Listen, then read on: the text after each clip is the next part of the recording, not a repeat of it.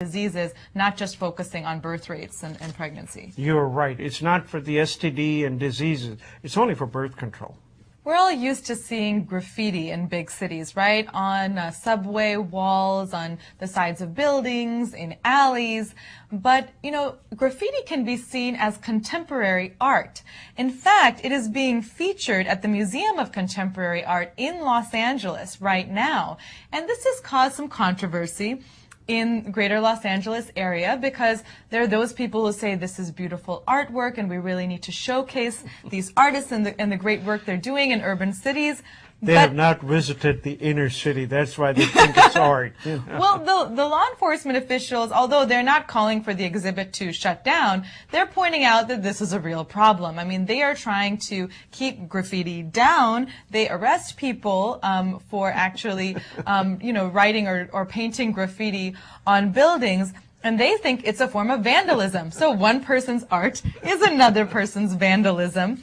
And essentially the director of this museum said that they think we're giving too much attention to this issue. The exhibit is not encouraging vandalism, and we should emphasize the positive direction that young people can take to channel their talents. So his view is that this is a form of artistic expression for some young people. What really made me laugh in this article was that is this line. Indeed, the conflicting sentiments could be found right inside the museum the other day, where graffiti over sinks in the men's room had been painted over. So the graffiti can be in the exhibit hall, but not in the bathroom at the museum. But you know, right here in Washington, D.C., it used to be very bad. Yeah. But nowadays, graffiti has actually gone down. Somehow the kids have become responsible, or maybe they don't sell those aerosol cans to the children, you know. But I'm serious when I say this. There used to be a tremendous amount of graffiti in Washington, D.C. Now it's extremely rare. You don't see that often. Well, the director of the museum says that this graffiti is in a historical and cultural context of street art. Moving on, folks, from Time magazine. Got a story about corruption in India. As you know, everybody has been hearing about it. There's a tremendous amount of it. There's an activist by the name of Anna Hazare, 72 years old, been a soldier, been a farmer. He has even done miraculous stuff with channeling water for his village and his farms. He's done remarkable things in his life. He is asking government to do a Lokpal bill for the country. I mean, of course, Lokpal bills are in the states too, and they're not very effective. But Anna Hazare said that you must have one at the center. So and if you don't have it, I'm going to go on a hunger strike. Wait, I don't understand. What does this bill mean? What would that do? Lokpal bill, he's asking that an ombudsman be appointed so that the cases of corruption don't take more than a year. Immediately, swiftly, you mete out the justice instead of waiting for years and years and years. I mean, look at this. The Bofors case. After 30 years, it just went away. It just did not go to any conclusion. So what he's saying is it needs to be in 1 year. There's just way too much corruption. And he went on a hunger strike. And, of course, the government ceded to him that, yes, they appointed a commission, and of course there are a lot of problems there, but at least India is going on the right track. If they can control the corruption, rest is easy. Well, you know what they say, that justice delayed is justice denied.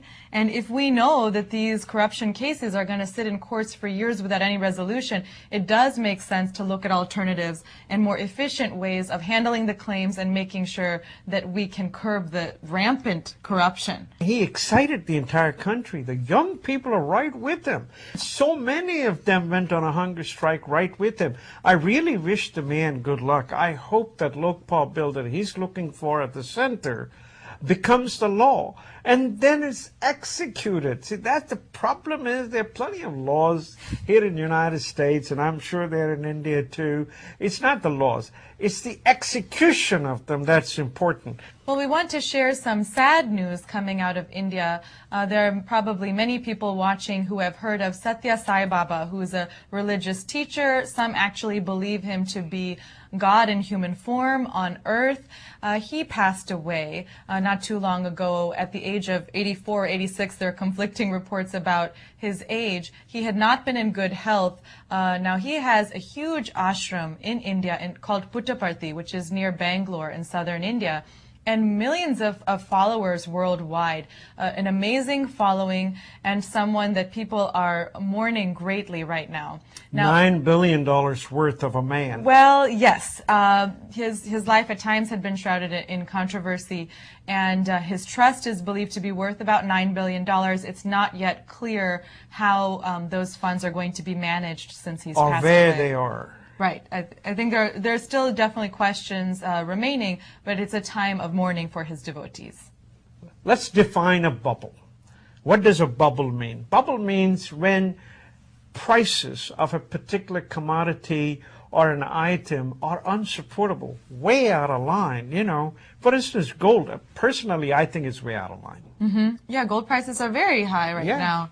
And the idea is that the economic fundamentals don't really support how high those prices are, just like you see with real estate and other areas. That's right. Folks, we recently went through a recession. We went through a bubble in real estate. We went through a bubble in the credit markets. Now, everybody's looking for more bubbles. You know, you've seen the price of gold. My God, it's gone over $1,500. Silver is about $40. So you say, in the last 5 years, it's gone up by 464%. So is that a bubble? It seems pretty high, right? You know, they give you a reason here in which they say gold, why it's a bubble. The SPDR Gold Trust, which enables individual investors to speculate on gold, now holds more of it than the Swiss Central Bank. Really? Not to worry, gold will look cheap at these prices if Fed Chairman Ben Bernanke lets inflation get out of control. I mean, that's the reason everybody's thinking gold is going to go up. Mm-hmm. Is President Donald Trump a bubble? You know, Trump has been in the news a lot lately. I mean, everybody thinks he's a shoo-in. He might be a bubble head. I don't know if he's a bubble. He said, why it's a bubble? Bettors give him a 5% chance of getting the nomination ahead of Sarah Palin, John Huntsman, or Mike Huckabee. Not to worry, stranger things have happened. Reagan wasn't bedtime for bozos.